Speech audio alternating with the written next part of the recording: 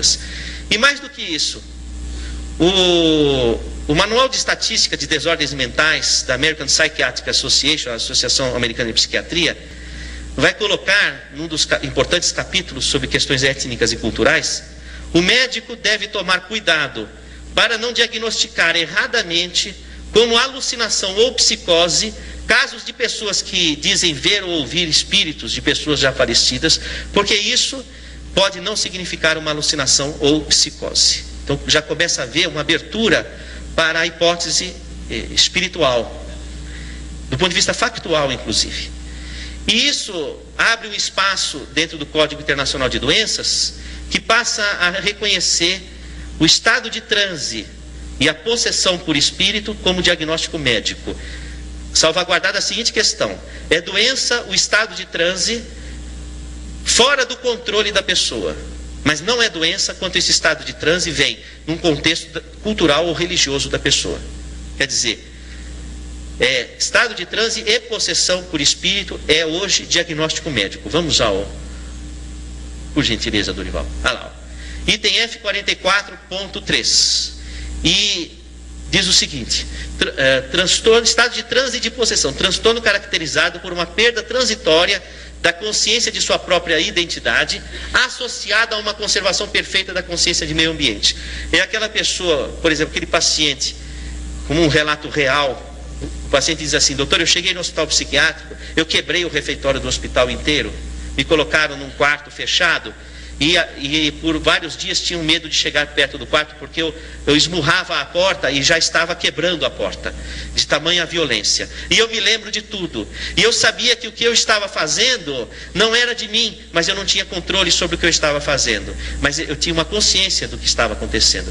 O que é diferente das psicoses primárias, onde a pessoa na essência tem uma esquizofrenia ou outros tipos de psicose. Por isso que o estado de transe e a possessão por espírito exclui esquizofrenia, intoxicação por substância psicoativa, síndrome pós-traumática, transtornos orgânicos de personalidade, psicóticos agudos e transitórios. Ou seja, é um diagnóstico nosológico único.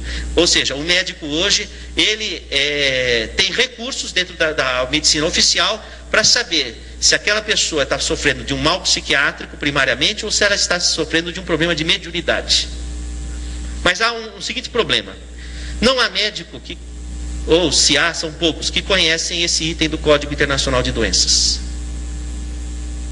Uma vez eu estive conversando com o diretor-geral do Hospital das Clínicas da Faculdade de Medicina da USP e propus que tivesse algo de espiritualidade no curso médico. Aliás, há 2 meses foi aprovada essa proposta nossa, e hoje a Faculdade de Medicina da USP tem a matéria, a disciplina Medicina e Espiritualidade, que é oferecida à graduação da medicina. Já dentro do currículo médico, é uma conquista inédita do meio universitário. E esse professor, ele falou: Sérgio, não existe nada dentro da medicina que fale de espiritualidade ou de mediunidade, como é que você vai? Eu falei: professor, existe sim o Código Internacional de Doenças. Ele falou: mas aonde? Professor titular, professor-chefe do HC, 50 anos de medicina, mandou a secretária buscar o Código Internacional de Doenças. Eu falei: abre no F44.3, professor. Ele abriu, ficou 10 minutos olhando, paralisado. Falou: puxa, é mesmo? Como é que eu não tinha visto? Não é?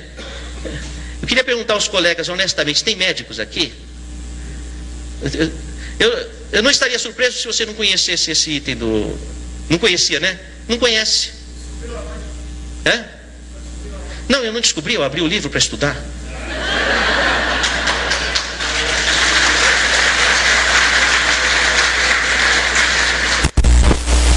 Foram cientistas que nos antecederam e já perceberam essas coisas, não é? Então, na verdade, o meu interesse é estudar o fenômeno do estado de transe, os fenômenos mediúnicos e a fisiologia, do ponto de vista médico, tá? O que não descarta a necessidade de estudos por outras fontes. Eu até estava conversando com um colega aqui, dizendo que estudar espiritualidade precisa ser, mesmo na área médica, precisa ser estudado também por não médicos, porque o médico ele fica amarrado com as determinações da academia. Você vê um pesquisador como o Godinho, ele transita com muito mais fluidez, então ele vai mais longe. Entende? O médico fica amarrado, não pode falar isso, não pode fazer aquilo, não pode fazer não sei o que. Então, às vezes você fica pensando, é melhor não ser médico, ficar livre, não é? Para poder... Então, precisa de haver pesquisadores não médicos para poder ir um pouco na frente e depois o médico vai tentando encontrar os parâmetros com clareza, incorporando a oficialidade da medicina. Vamos, por gentileza, ao próximo. Esse é o DSM-4 que eu falei que tinha a... Pronto, apresento-vos a glândula pineal, você tem uma dessa no meio da sua cabeça. E eu fiquei me perguntando, qual seria a importância da minha palestra para os meus amigos aqui, porque não haveria sentido eu ficar falando feito um papagaio se não houvesse uma importância. E aí me ocorreu o seguinte, que talvez seja importante você saber o que você tem na sua cabeça. E aí valeria a pena a palestra de hoje. Então você tem uma glândula pineal, que não é como essa, ou talvez seja, não sei, vamos à próxima, por gentileza, Dorival. Essa outra é assim menorzinha.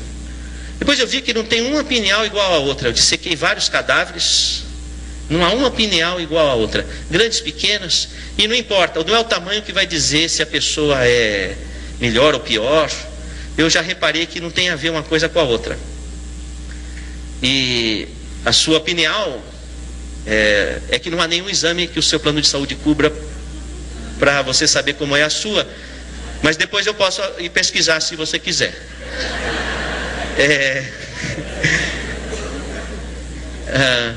O próximo, por gentileza. Sim, aí que eu fiz? Eu peguei uma pineal, cortei no meio e pus no microscópio eletrônico.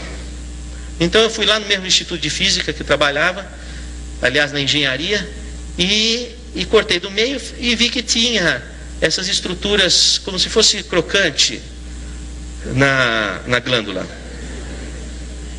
Falei, mas que interessante. Vamos ver o que é. Aliás, se tivesse menos luminosidade, ficaria mais visível. Tem alguém me ouvindo, será? Ótimo. Aí podia voltar então para... Voltar. Dá para ver o crocante um pouco melhor. São várias assim, né? Então, agora vamos novamente para... Aí, o que eu fiz? Eu percebi o seguinte, que havia... Nossa, assim também? Tá bom. Na verdade, aquele crocante é o seguinte, é envolvido por uma... Tá vendo essas capas, não é? Não é? Como se fosse capas. São de tecido conjuntivo.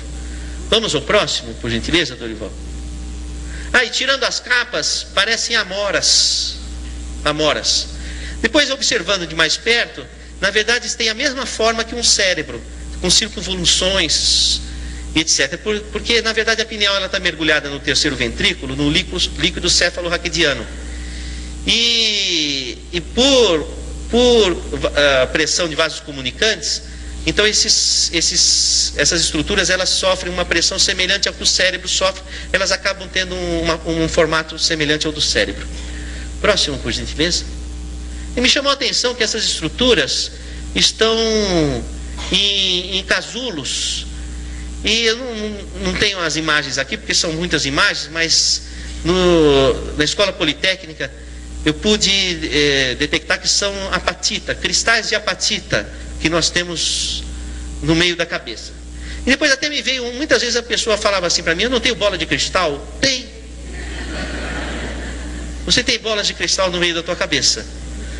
E eu falei, olha que coisa curiosa, por que haveria bolas de cristal no meio da cabeça? Eu fiquei me interrogando. E aí eu comecei a pensar que talvez essas estruturas, elas tivessem alguma função. Porque antigamente se pensava que a glândula pineal, ela degenerava com a idade.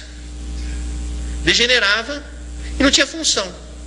A não ser até os 13, 14 anos para a emergência da sexualidade e depois perdia a função. E se calcificava.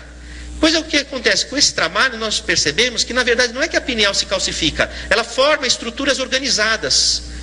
Como por exemplo, quando nascem seus dentes, você não vai dizer que a sua boca calcificou. Formou dentes, que também tem o esmalte dentário de apatita também. Então não quer dizer que a sua boca calcificou, quer dizer que formaram estruturas funcionais. Então eu comecei a me indagar se essas estruturas não teriam